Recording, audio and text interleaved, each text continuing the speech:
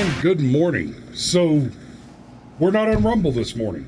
At least I don't think we are. I'm sorry we're running behind. Rumble wasn't cooperating this morning. For some reason, it just would not load the live stream parameters. So, anyway, here we are, and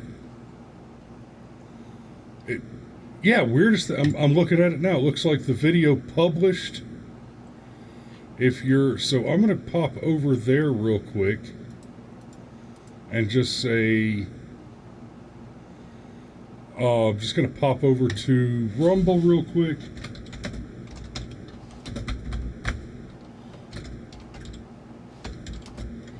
And leave a note for everybody watching over there that we're still on YouTube.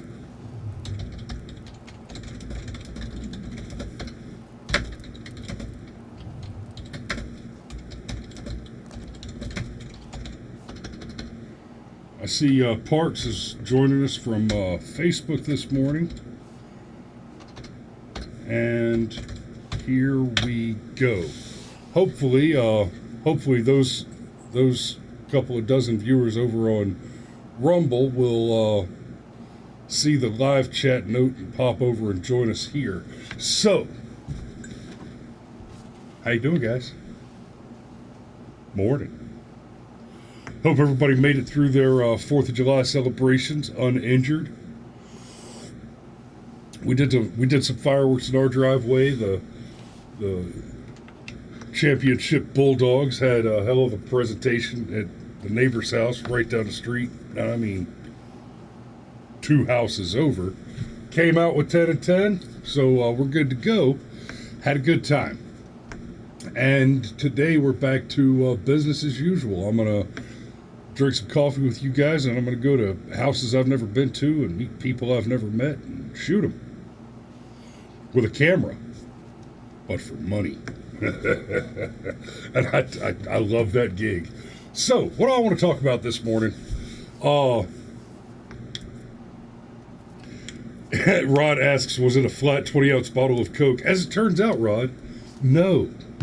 In fact, there was a lot more Coke in the White House while Donald Trump was there, but it was Diet Coke.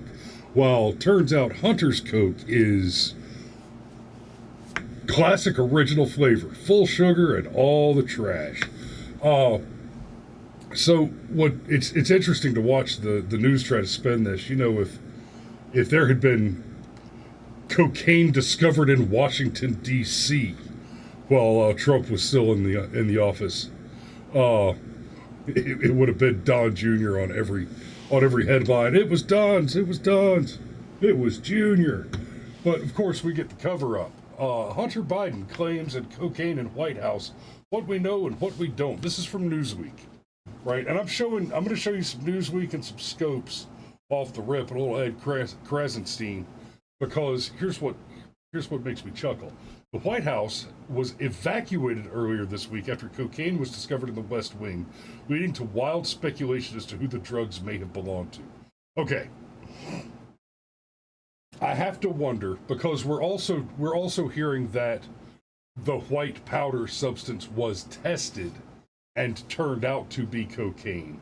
So it strikes me as odd that the White House would be evacuated because they found cocaine. It seems like the correct answer there would be to lock it down, let nobody leave the building, and everybody gets drug tested to try and figure out who is trafficking drugs through the White House. So I'm going to assume, and there's a little devil's advocacy here as well, that what has happened is the cocaine was an unidentified white substance, which, as we all remember from right after the towers went down, could be anthrax. Of course. So I'm going to go out on a limb and guess that that's actually the reason that the White House was evacuated when it was. But turns out it was cocaine. And boy, are they just running cover for for Billy Boy. Hunter is so the substance was discovered by members of the Uniform Division of the Secret Service conducting routine rounds through the building. Anthony Guglielmi. Wow. Tony, buddy, I'm sorry. I tried. A spokesman for the Secret Service told Newsweek. A source familiar with the investigation told Newsweek that the substance was discovered inside a work area of the West Wing. Now, there's a lot of misinformation coming from these lefty outlets trying to suggest that it was found in the library, which is obviously accessible to a much larger number of people. But the fact is, it was found in the West Wing. In audio footage logged on a site called OpenMHZ.com, a firefighter with the DC Department's hazardous materials team could be heard calling in the results of the test, confirming that initial result found it was cocaine. Hunter walks to a waiting SUV. Oh, that's the caption for the photograph. The discovery prompted a brief evacuation of the building before the DC Fire Department quickly determined the substance did not present a threat. Yeah, right there. So they thought it might be something like anthrax or something, and then they tested it and discovered, oh, this is just Hunter's party favors, not a terrorist attack aimed at wiping people out.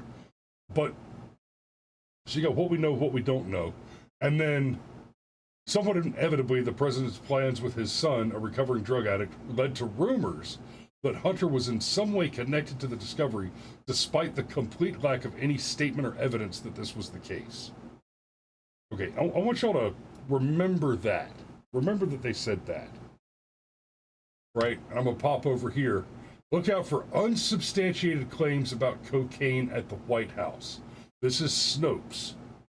Without citing evidence, some social media posts claimed the illegal substance was left there by Hunter Biden, the president's son. Let me clear something up for you. For one, it seems like people don't understand what evidence is. So there's a few things to understand about what was going on this weekend. Hunter did, in fact, visit the White House. Right? That is what we call opportunity. He was there. Means Hunter is an unrepented drug addict, which means he has access to the drugs. Motive is actually the same thing in this case. His means and motive are the same thing. That, now, sort of. So the motive that exists here is he's an unrepented drug addict, right? So that is the motive for carrying cocaine wherever he goes. Means we know that he has access to the drugs because he is a drug addict. Now, his being an addict doesn't guarantee him access to the drugs, but the absence of access is contraindicative of the addiction, right? It's hard to get addicted to a substance to which you do not have access to. So even though being addicted is not necessarily indicative, the absence of access would be a counterindication of the substance abuse and addiction. So this idea that there's no evidence, no, there absolutely is evidence.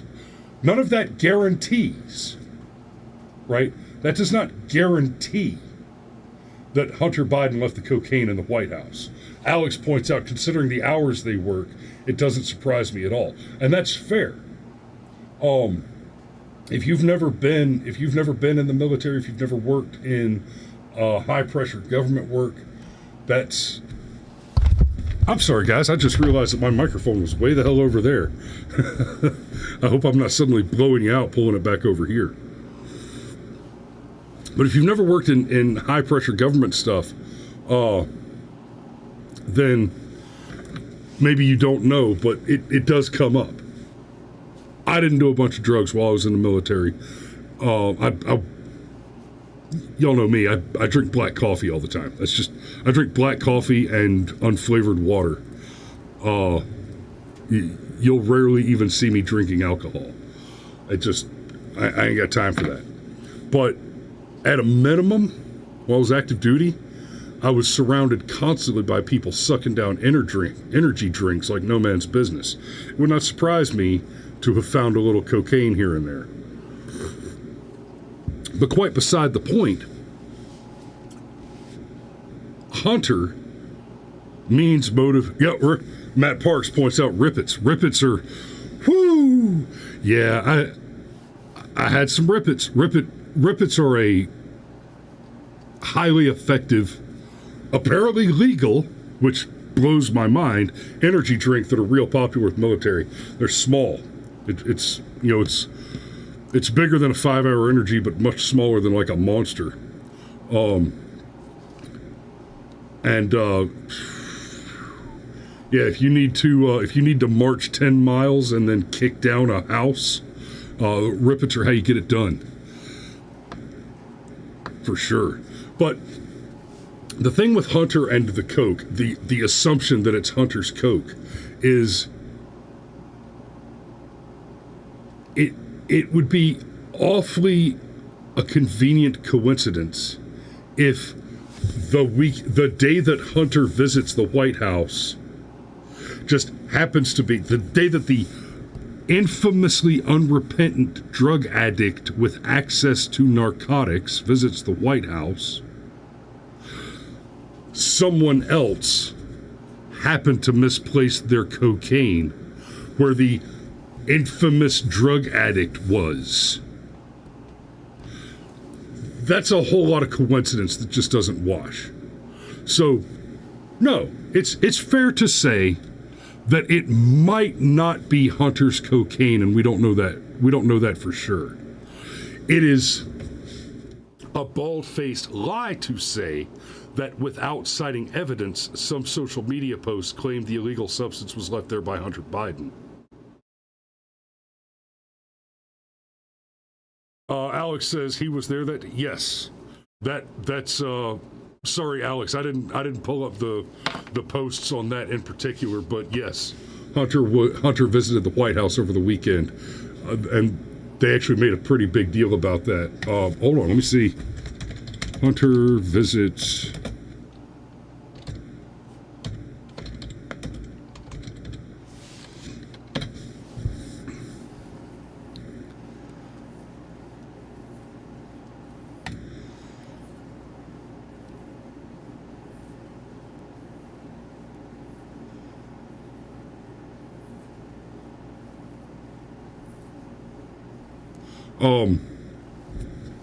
So yeah, he had come back into town for the barbecue. He had flown in from Camp David for the barbecue.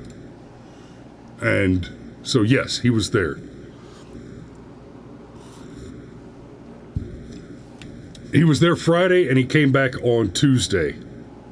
So sure, maybe in the 2 days, that's when somebody else snuck in there. Hey, maybe somebody said, hey, Hunter was here Friday. This is a good time for me to sneak in some cocaine and cause a problem. And I'm not even really kidding there. I would not put it past some Republican operatives to pull some shit like that. Let's be fair. But the balance of probability says it's Hunter's cocaine. And we got people like Ed Krasenstein. He's gonna come to bat for Hunter. Yes, cocaine was found in the West Wing of the White House. Yes, this is concerning from a security point. No, there is absolutely no evidence that it was Hunter Biden, so stop with the ridiculous ideas. Right? Ed, you're a liar. That's a lie. The overwhelming evidence is that Hunter is the most likely culprit in the several ways that I've just described, and there's not an especially viable alternative theory. Right? If Hunter wasn't the absolute most obvious possibility, then an alternative theory would have been presented easily. Now, here's a reasonable alternative theory. Something has to keep Joe Biden awake for the 3 to 4 hours he's up between naps. So, good luck. Now, the Daily Dot gives us this. Oh, I already switched. It doesn't take a rocket scientist. Hunter Biden facing online blame for White House Coke scandal. So, I don't think it's unreasonable at all to assume that the cocaine belongs to Hunter. And this is not the first or the worst index of just total degradation, just demoralization and depravity that has been the result of Joe Biden's ascent to the White House. I want you guys to think back to the 2020 election. And no, I'm not going to talk about how the election was stolen, even though it was. No, I'm not going to make any comments about the security necessities of the upcoming election, which are absolutely inignorable. No, I want to talk in particular about the Joe Biden campaign. Now, Joe spent a lot of time in the basement, didn't campaign, right? We just didn't hear from Joe most of the time. But of the few times we did hear from Joe, a major point in his campaign was they went on and on about how the Trump administration was riddled with scandals. Never mind that they were all bullshit, that they were all made up, right? And I'll grant, Donald Trump has some habits that I'm not super happy about. He's an adulterer. But frankly, that's something we knew when we voted for him. And the fact is, we haven't had a whole lot of morally sound people run for president, ever. And where we have, we've had no morally qualified Democrats run for office. And then where we have had morally qualified Republicans, they've turned out to be squishy, weak, essentially Democrats, right? I mean, George W. Bush was basically just a Democrat without a drug habit and a mistress. Even Barry O. He may have been completely dedicated to Big Mike for their whole marriage, but he did a lot of cocaine.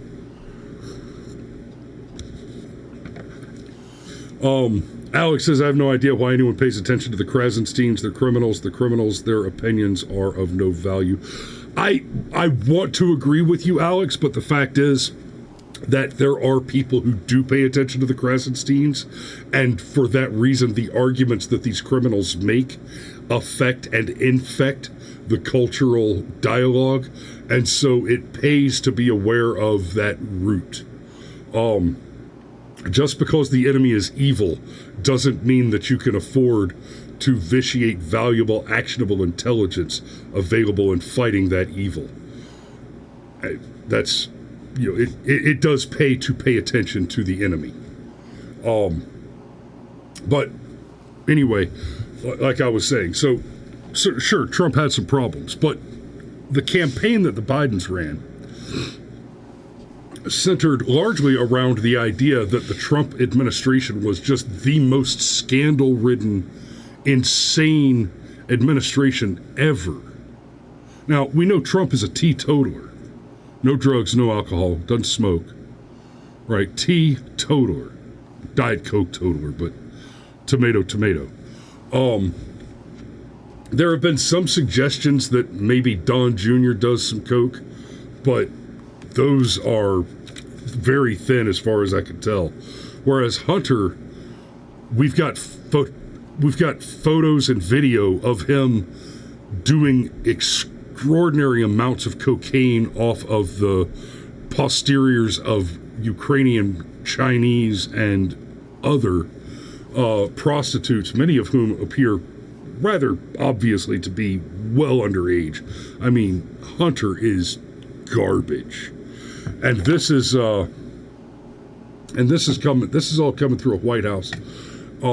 We were told that the election of Joe Biden would be a return to normalcy. So he brings his drug addicted, child trafficking, prostitute aficionado of a son, who, I mean, there's nothing morally off limits for these people. We're talking about this drug addict, Hunter Biden, that impregnated his dead brother's widow. These people are just, I mean, pure evil. And then we're told that they'll represent a return to normalcy. It will go back to a calmness and traditional values, a return to normalcy. No more crazy orange man in the White House. And this is what we get. Let's just replace the American flag with this psychotic religious icon. And then the next thing you know, trans model Rose Montoya goes topless during White House Pride Parade after meeting Biden. And there's a picture here of him cupping his fake breasts. I'll give him credit. He paid for a great looking set of tits to be stapled on under his Adam's apple, but this dude, I'll be fair. He's a pretty convincing tranny, but that's a dude waving his fake titties on the White House lawn. And that is what we got from our return to normalcy. Right. Now,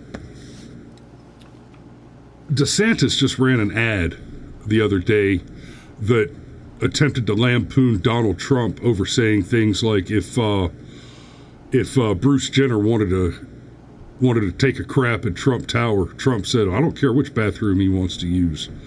Right. And Trump was the least anti-LGBT president ever to run. And that includes Biden. You know, Biden's made a big play about being an ally to the Pride movement since he got in office. But Biden was very much a pro-traditional marriage, voted for the Defense of Marriage Act and the Don't Ask, Don't Tell legislation. Biden was very much an anti-gay, at the time Biden was anti-gay, transgenderism wasn't a thing. There was transvestitism, which was in theory a separate issue, but DeSantis has put out an ad lampooning Trump for being too pro-LGBT, thinking that that's going to win him some points. And I want to be fair about this, and I might have to give it a little more thought and a little more conversation later. But Trump was elected right after Obergefell. Right, Obergefell was just about 2 years before Trump was elected, and so during Trump's first campaign, the bathroom issue was all the rage. They were making a big deal about trannies and bathrooms. But we weren't, at that point, it was a very different issue. It was, we need equal rights. And those of us who pay attention a little bit were like, okay, look, it's just like the thing with the gays and the marriage thing. You're not asking for equal rights. Those words are a lie. You want special privileges. Those demands are unreasonable. You have equal rights. Right? I don't care how you're configured, colored, or plumbed in the United States of America, unless you've had your rights removed through due process of law as a result of voluntary actions that you took under the law. You have the right to assemble, the right to speech, the right to practice religion freely, right to redress your government for grievances, the right to, I said them out of order and I forgot which one I missed. Oh, free press. The right to keep and bear arms, the right not to have soldiers bivouacked in your house, the right to be secure in your persons, properties, and papers, the right not to self-incriminate, the right to freedom from to a speedy trial, the right to not be tortured, right? The protection against cruel and unusual punishment, you have equal rights. Get through all 10 of them and get past the Bill of Rights. You get up to the 14th, and all of a sudden it's no. We remind you under the 14th that you have equal rights. Right? And that right there, that's the argument that just struck down the affirmative action plans that were allowing the colleges generally were using to be aggressively racist against white and Chinese people.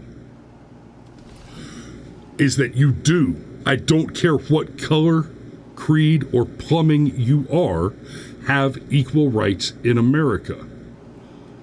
Now, there are some very limited exceptions to that statement. It's true that if you're a woman, you're not going to be fined $250,000 for refusing to sign your selective service card, and you'll still be allowed to vote because nobody gives a shit about men's rights.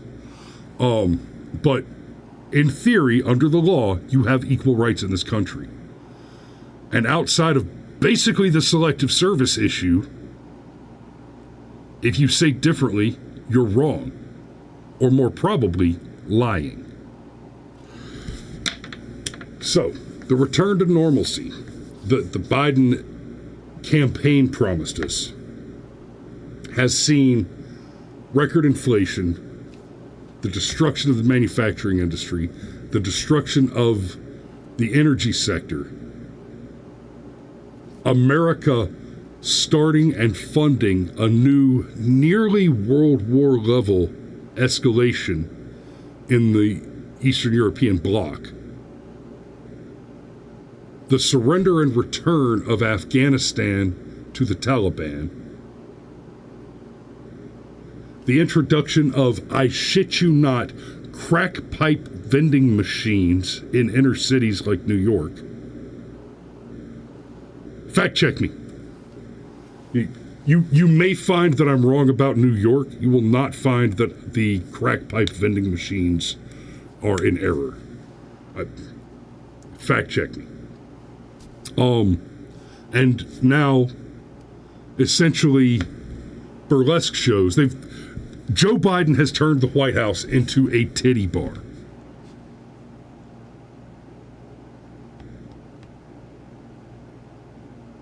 Our Secret Service guys might as well be wearing thick rings and leather vests.